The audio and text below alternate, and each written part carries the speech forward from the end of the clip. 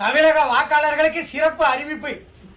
இந்த தேர்தல் படிவம் இருக்குல்ல, வாக்காளர் படிவம், கணக்கீட்டு படிவம், இத யாருடைய உதவியும் இல்லாமல் தன்னந்தனியாக 3 மணி நேரத்திற்குள் எந்த பிழையும் இல்லாமல் முழுமையாக பூர்த்தி செய்து கொடுப்பவருக்கு அமெரிக்கா ஐடி கம்பெனியில நிரந்தர பணி, மாசம் 4 லட்சம் ரூபாய் சம்பளம் கொடுக்கப்படும்.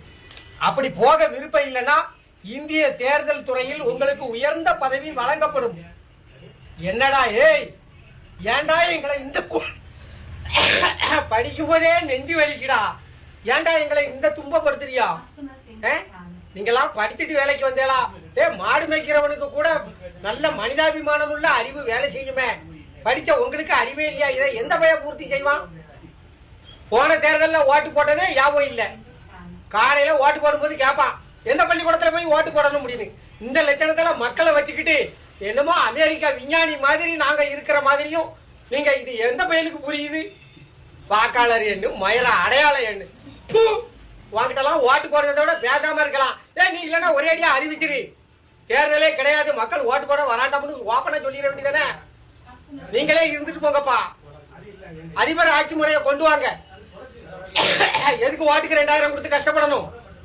என்ன சாதாரண எனக்கு படிக்க தெரியாது, நான் எவங்கிட்ட போய் பூர்த்தி செய்ய? படித்தவனுக்கே இந்த பாரத்தை பூர்த்தி செய்ய தெரியாது.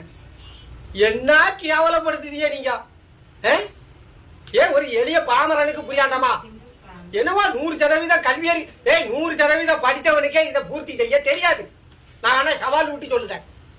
போன தடவை யாருக்கு ஓட்டு போட்டோம்னே தெரியாம வாக்காளர் பூரா பைத்தியம் முடிச்சு சுத்திக்கிட்டு இருக்கான். இந்த நிலைமையில நீங்க இப்படி ஒரு பாரத்தை கொடுத்து பூர்த்தி செய்ய சொன்னா எவன் பூர்த்தி செய்வான்? ஒரே அடியா தேர்தல் ரத்து இந்தியால அப்படின்னு அறிவிச்சுட்டு போங்கப்பா. எங்களுக்கு எவன் வந்தாலும் ஒண்ணுதான். நீங்க ராணுவ ஆட்சியை கொண்டு வந்தாலும் நாங்க உழைச்சுதான் சாப்பிடணும். பேசாம ராணுவ ஆட்சி கொண்டு வந்துருங்க. எதுக்கு போட்டுக்கிட்டு மாரடிச்சுக்கிட்டு இருக்கியா?